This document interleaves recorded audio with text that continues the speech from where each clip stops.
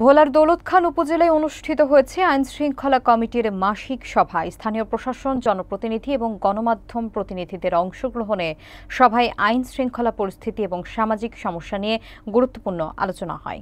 বিস্তারিত থাকছে রাশেদ খানের প্রতিবেদনে। মঙ্গলবার সকাল 11টায় দৌলতখান উপজেলা হলরুমে আইন শৃঙ্খলা কমিটির মাসিক সভা অনুষ্ঠিত হয়। সভায় সভাপতিত্ব করেন উপজেলা নির্বাহী কর্মকর্তা নিয়তি রানী কৈরি। উপস্থিত ছিলেন সহকারী কমিশনার ভূমি শাওন মজুমদার সুমন, দৌলতখান থানার ভারপ্রাপ্ত কর্মকর্তা জিল্লুর রহমান, উপজেলা স্বাস্থ্য কর্মকর্তা ডাক্তার আনিসুর রহমান এবং উপজেলা প্রাথমিক শিক্ষা কর্মকর্তা মাসুদ আলম।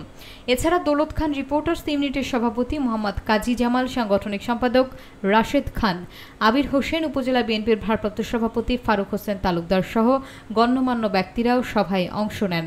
সভায় বক্তারা সাম্প্রতিক আইন শৃঙ্খলা পরিস্থিতি, সামাজিক সমস্যা এবং প্রশাসনিক কার্যক্রমের নানা দিক নিয়ে আলোচনা করেন। স্থানীয় শান্তি ও নিরাপত্তা বজায় রাখতে এই ধরনের নিয়মিত বৈঠক অত্যন্ত গুরুত্বপূর্ণ বলে মত দেন অংশগ্রহণকারীরা।